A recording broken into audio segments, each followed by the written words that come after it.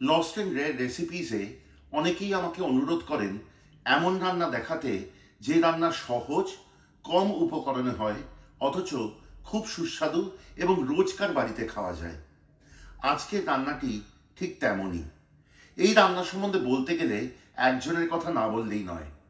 এই রান্নাটি শিখেছি আমার খুব প্রিয় শিক্ষাগুরু এবং দিদি রুকমাদির কাছে, রুকমা দাক্ষী। জীবনে যাদের রান্না দেখে সত্যিকারের অনুপ্রাণিত হয়েছি এবং ভেবেছি রান্না করাটাও দুর্দান্ত একটা শিল্প, রুকমাদি তাদের মধ্যে অন্যতম। আজকে শিখব রুকমাদির শেখানো তেল চিংড়ি। চলুন শিখি। তেল চিংড়ি রান্নার জন্য যা যা উপকরণ লাগবে প্রথমে চলুন দেখে নেওয়া যাক সেগুলি।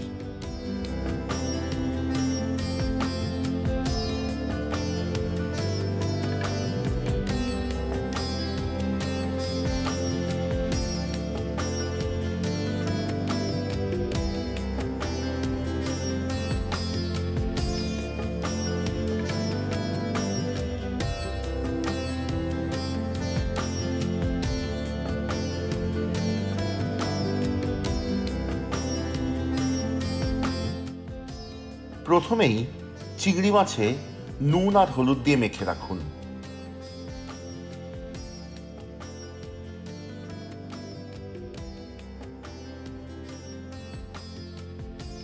এবার কড়াইয়ে দিন সর্ষের তেল। গরম হলে হালকা করে চিংড়ি মাছ ভেজে তুলুন। আমি যেরকমটি নিয়েছি, ইচ্ছা হলে কিন্তু আপনি এর থেকে খানিকটা বড় চিংড়িও ব্যবহার করতে পারেন। চিংড়ি মাছ ভাজা হলে আরও খানিকটা তেল যোগ করুন। মনে রাখবেন, এই রান্নার নাম তেল চিংড়ি, তাই এতে আমি একটু বেশি তেল দিয়েছি। আপনি মনে করলে কম তেলেও রান্নাটি করতে পারেন। তেল গরম হলে তাতে ফোড়ন দিয়ে দিন কালো জিরে। কালো জিরের সুগন্ধ বেরোলে এতে একে একে দিয়ে দিন আদা বাটা, কাঁচা লঙ্কা বাটা এবং হলুদ।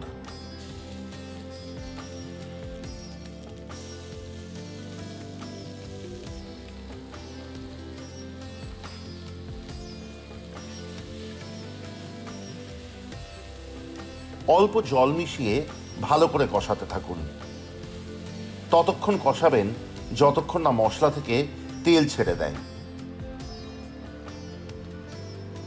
তেল ছাড়লে এবার এতে মেশান 1 কাপ পরিমাণ নারকেলের দুধ। এই নারকেলের দুধ কিন্তু ঘন ব্যবহার করবেন।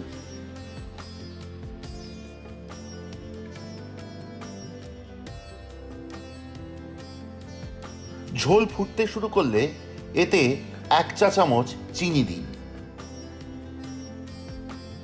এবার যোগ করুন স্বাদ অনুসারে নুন। আরও অল্পক্ষণ ফুটিয়ে এবার এতে যোগ করুন চিংড়ি মাছ। ভালো করে মিশিয়ে নিন।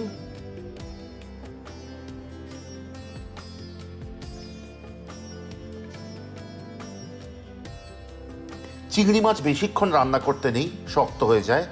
আর 1 থেকে 1.5 মিনিট ফুটিয়েই আঁচ বন্ধ করুন।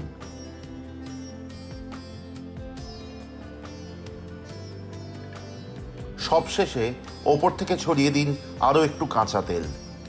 এই রান্না কিন্তু পরিবেশন করবেন গরম ভাতের সাথে।